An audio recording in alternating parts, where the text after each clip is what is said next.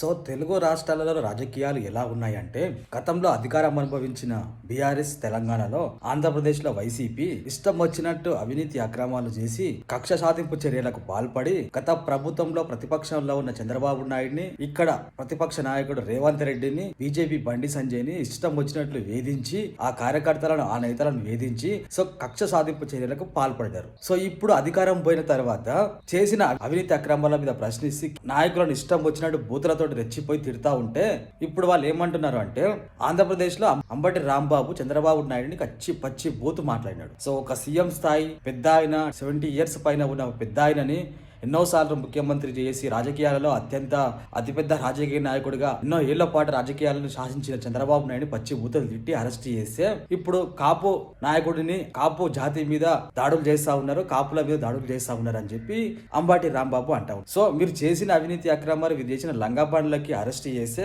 కులం అడ్డం పెట్టుకొని రాజకీయాలు చేస్తా ఉన్నారు. ఇక్కడ తెలంగాణలో అయితేనేమి వీళ్ళ అవినీతిని అక్రమాలను ప్రశ్నించి వీళ్ళ లాంగ్వేజ్ ని పోలీస్ కేసులు పెడితే పోలీసులు అరెస్ట్ చేస్తే ఇక్కడ తెలంగాణ వాదం మీద దాడి జరుగుతుందని చెప్పి చెప్తా ఉంటారు. సో ఈ రెండు రాష్ట్రాలలో ఈ ప్రతిపక్ష నేతలకి మంచి అవకాశం ఉంది. తెలంగాణలో అయితేనేమి తెలంగాణ వాదం మీద తెలంగాణ వాదుల మీద దాడి అని చెప్పి ఇక్కడ తప్పించుకునే ప్రయత్నం చేస్తారు. ఆంధ్రప్రదేశ్లో అయితేనేమో కులాల మీద దాడి జరుగుతుందని చెప్పి తప్పించుకునే ప్రయత్నం చేస్తూ ఉంటారు. సో చేసి తప్పుడు పనులు చేయాలి, ఆంధ్రప్రదేశ్లో కులాల పేరు అంటగట్టాలి. ఇక్కడ తెలంగాణలో తప్పుడు పనులు చేయాలి, తెలంగాణ వాదం తెలంగాణ సెంటిమెంట్ ని రెచ్చగొట్టాలి. సో ఈ రెండు ప్రతిపక్ష రాజకీయ నాయకులకి సో మంచి అవకాశంగా దొరికింది ఈ విధానాలను అర్థం పెట్టుకొని. ఇక్కడ తెలంగాణ వాదం, అక్కడ కులాల పేరు మీద.